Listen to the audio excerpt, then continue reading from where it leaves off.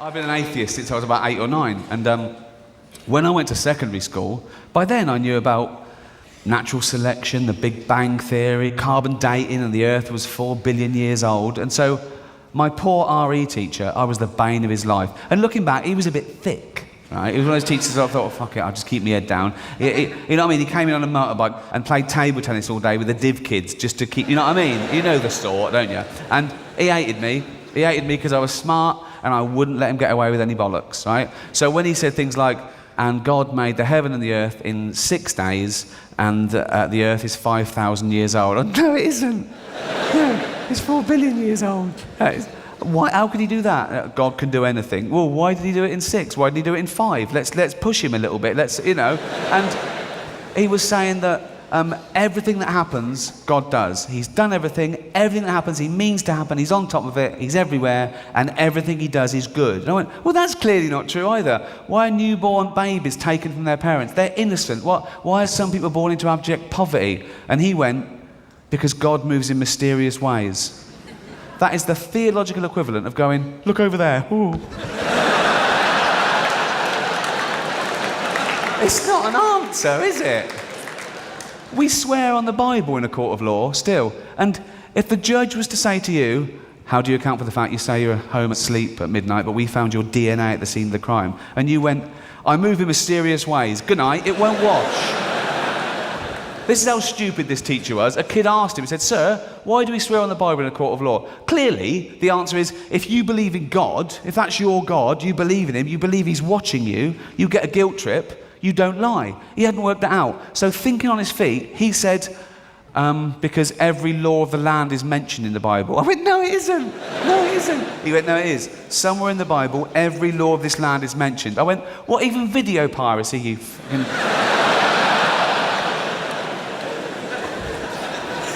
One critic, who I know is religious, said, oh, Gervais deconstructs the Bible. That's too easy. I'm thinking, well, it shouldn't be.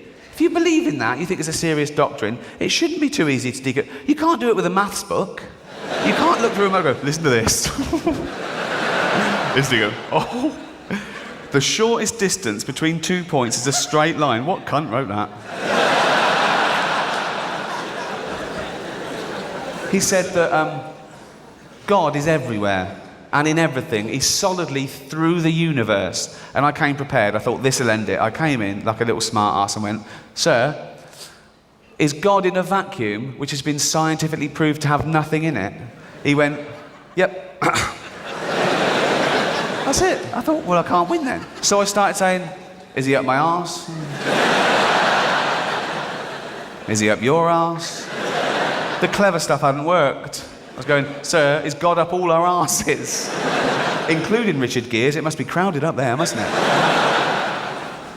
The New Testament is founded on the belief that Jesus is half man, half God, born of a virgin womb. And I think that particular little rumour came about with Mary on the back foot. Awkward questions about the old pregnancy from Joseph. You're pregnant? You haven't been... No way. Well, how could this have happened then? 2 ways. One... Oh, I know. Remember when I was washing in the Sea of Galilee? And I splashed up some spunky water? No? No, spunky water.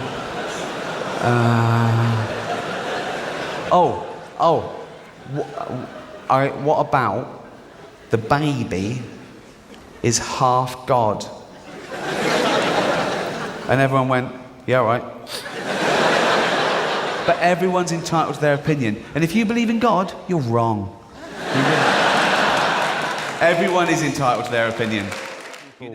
Some people don't want to know the truth because it doesn't fit with their... Well, that's one of my big problems with much of organized religion, or some of I have a lot of different problems with it, but one is this notion that you don't want your kids to know how the world really works for fear that they'll lose their faith. We don't want to teach them. We don't want them to learn anything because they might change your But faith. then there's And that's child another abuse. level of why as well, because they think that losing their faith is equated with badness. Yeah. So, and some people genuinely believe that you won't go to heaven if you don't believe. So they think they're doing a good thing. Yeah, they I'm think saving my child from hell. Yeah. Well, You know? I think when people do, most of the times when people do bad things, they're actually thinking they're doing a good thing. They have a rationalization for it. I mean, Of the course. extreme is the parents who don't let their kids get blood transfusions for course. religion. I mean, they're not trying to kill their kids. No. They think they're doing the right thing. And that's the problem, I mean, that's one of my favourite forms of evolution. People who refuse. Yeah.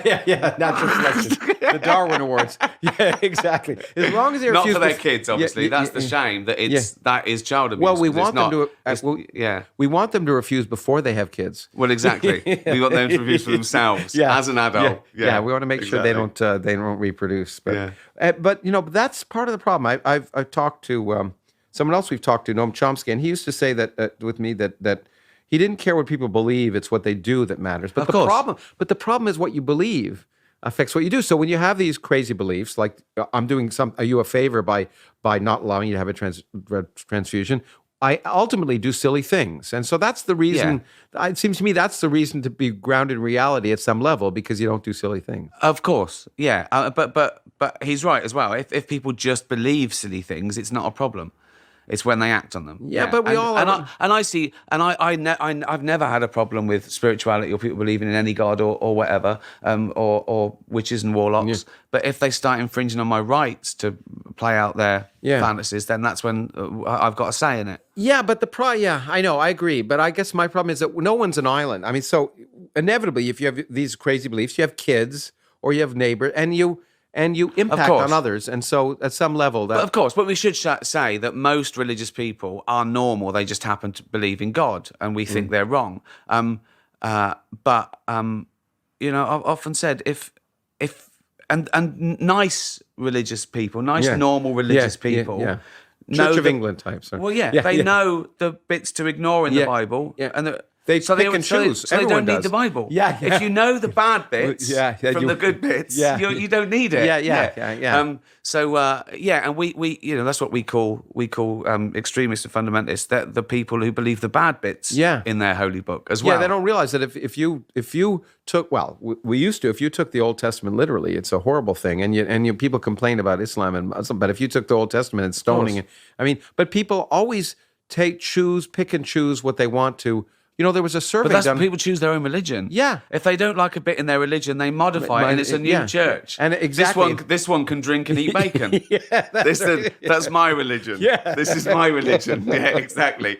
Also, not so much nowadays, but there's modern sects popping up all over. But the ancient ones were definitely made by the people in charge to better themselves, just like politicians today stitch up what's right and wrong. Yeah. It's you create your morality. If you're in charge, you create morality that's right for you. Yeah, exactly, and make sure everyone else does it. Of course, yeah. But it's there was an interesting survey done in the UK, which was asking people in the census. One of the good things about the census was for the first time, I think almost 50% of the people said they didn't have a religion or they weren't members of the Church of England, and they asked people why.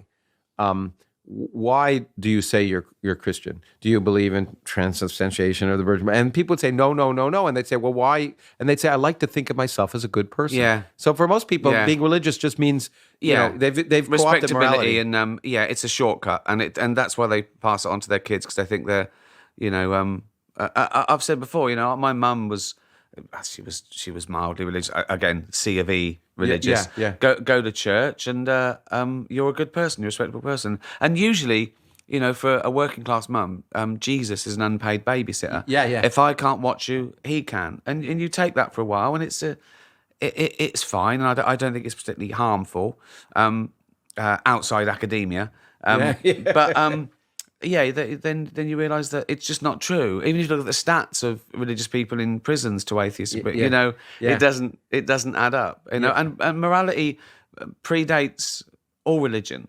We got on before we had to make the rules. I think if there's one thing I would love to be able to get across to people, it's that morality is in principle, ultimately is something we develop, and we tune our religion to fit the morality we have. I mean, the notion. I mean, we don't need to believe in God to be good. Obviously. No, yeah. And I'm actually a friend of mine. I think even religious people believe that. Yeah. I think they know that. But so there's a friend of mine, a physicist, Steve Weinberg, who won the Nobel Prize, but he's an atheist, and he said, I'll paraphrase him, but he said, so there are good people and bad people. Good people do good things, bad people do bad things. When good people do bad things, it's religion. It's interesting because you can motivate yourself because of a belief that somehow there's a divine right to do something. Well, of course. You're burning people or whatever it is. Yeah, that's not always the case, but it certainly can motivate you to do bad things and justify it because of how you're told. Because that's the purest form of brainwashing. Yeah. When you're a kid, your brain's a sponge, and your parents tell you, "Don't go near the fire, don't go near the spider, don't go near the thing. If you do that, you'll go to hell." What? And if it's laid down, and they it's know equated to all those other things that are true and observable, and you shouldn't go near a lion and all that sort of stuff. And if you're never, when you're 8 years old and you say, "Is there really a Santa?" Your parents go, "No, don't tell your little sister."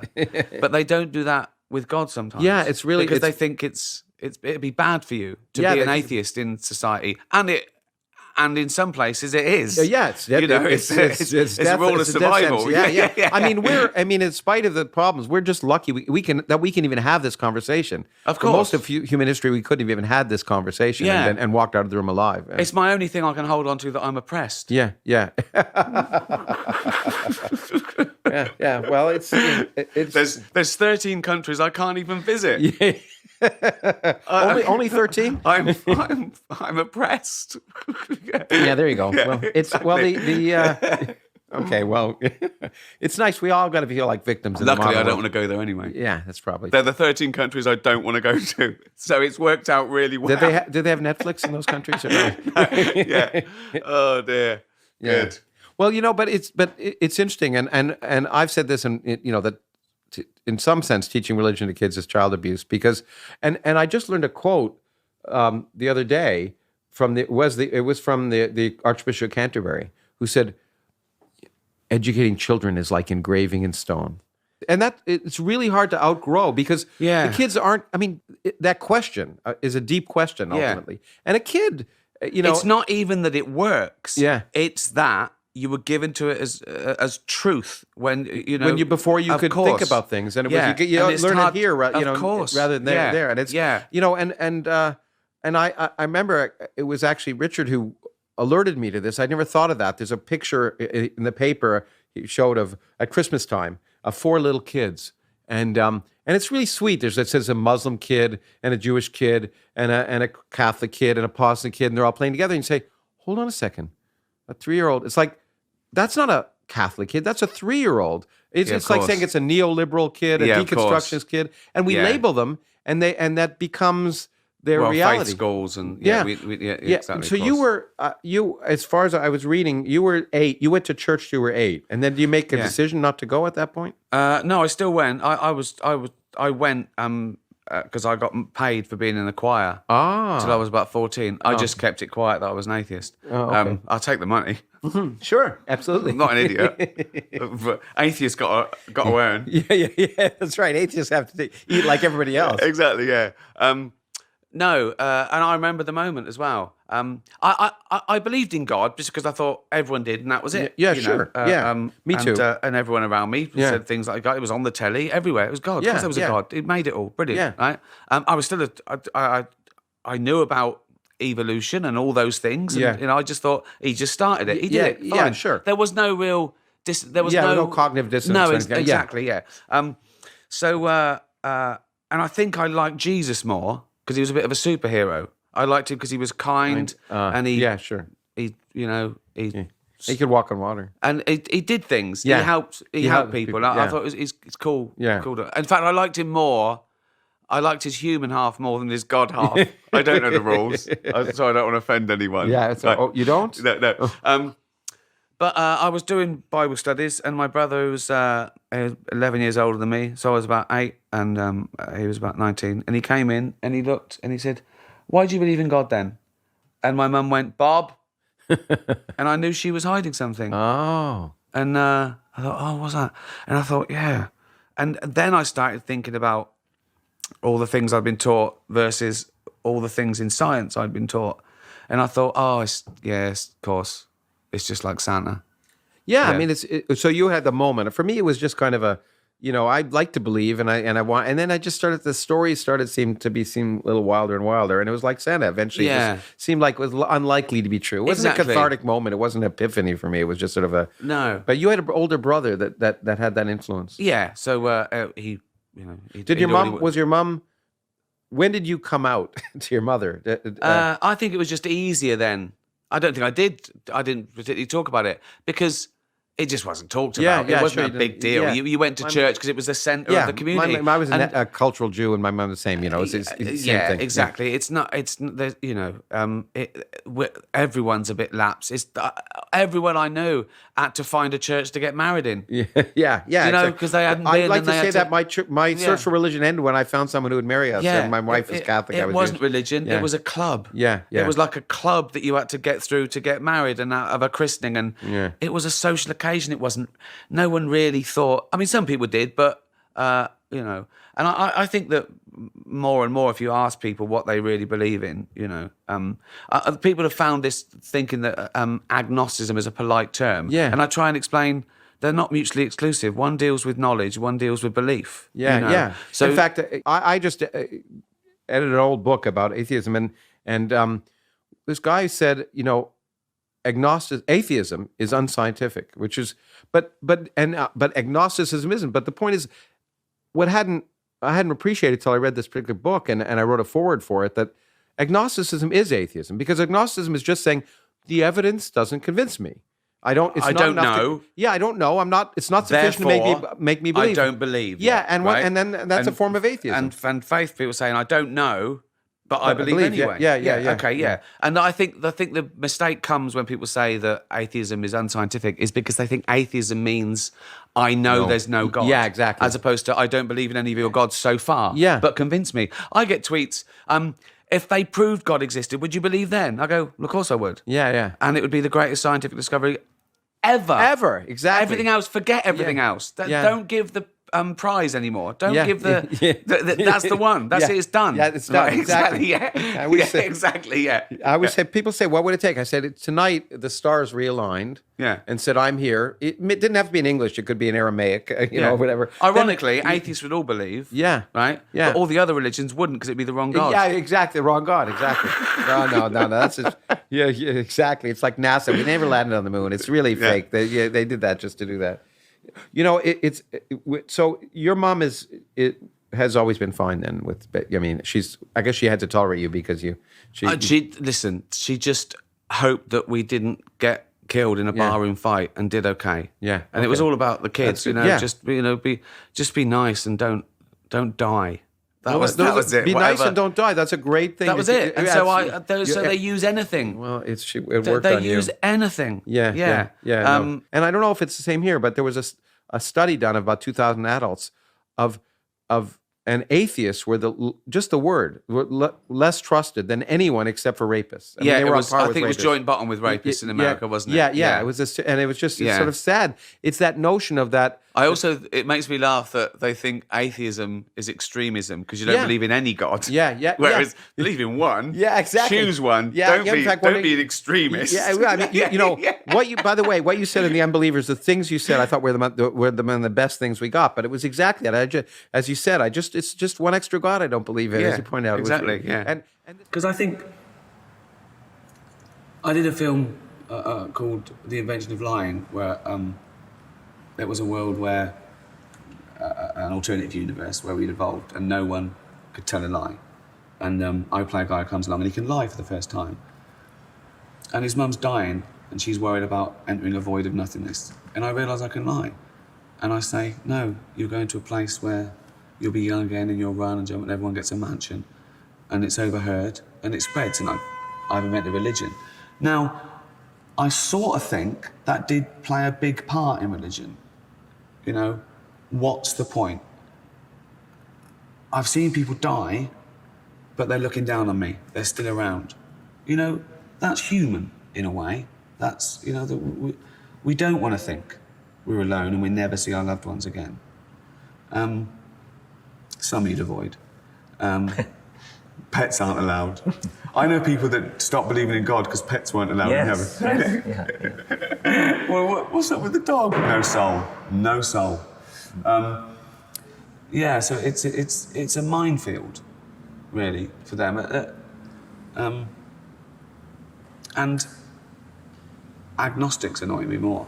Oh yeah? Oh, this new trendy little linguistic piece of logic that since neither can know, you've got to be agnostic.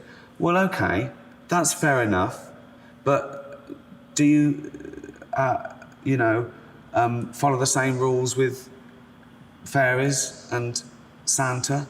No, you don't. Would you tell your kid that we don't know if Santa exists or not? No, you wouldn't, And which God don't you know exists? Which one?